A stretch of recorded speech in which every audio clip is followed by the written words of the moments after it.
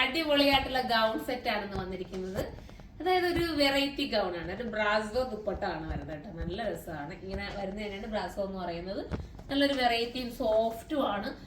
First വൈറ്റിലാണ് കേട്ടോ ഞാൻ wear ചെയ്തിരിക്കുന്ന, ഒരു വൈറ്റ് ആണ്. വൈറ്റിനകത്ത് ഒരു ജുവൽ നെക്ക് കോൺസെപ്റ്റ് കൊടുത്തിട്ട് ഒരു സ്ലീവിലും അതുപോലെ ബ്രാസത്തിന്റെ ഒക്കെ ഒരു ബോർഡർ ഒക്കെ കൊടുത്ത് ക്യൂട്ടാക്കി ചെയ്തിട്ടുണ്ട്.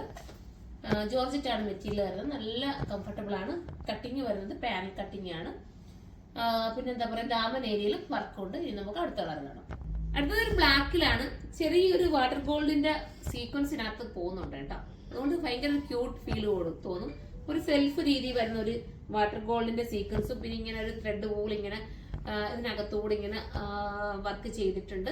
പ്രൈസ് വരുന്നത് 2680 ആണ് കേട്ടോ. ഞാൻ ഒന്നുകൂടെ നോക്കിയിട്ട് എനിക്ക് കണ്ടിട്ട് നല്ല പ്രൈസ് കുറവ് പോലെ തോന്നി, കാരണം ഗൗൺ അല്ലേ. അതെ, 2680 ആണ് പ്രൈസ് വരുന്നത്. കണ്ടോ നെക്ക് പോർഷൻ ഒക്കെ കണ്ടോ, നല്ല വർക്കല്ലേ, നല്ലതായിട്ട് ചെയ്തിട്ടുണ്ട്. സ്ലീവിന് ലൈനിങ് കൊണ്ട്, ബാക്ക് ഒക്കെ നോക്കി, ബാക്ക് ഒക്കെ ടെലി കട്ടിങ് ആണ് ചെയ്തിരിക്കുന്നത്. പിന്നെ ബ്രാസോ ആണ്. ദുപ്പട്ട വരുന്നത് ഇങ്ങനെയാണ് മോഡൽ.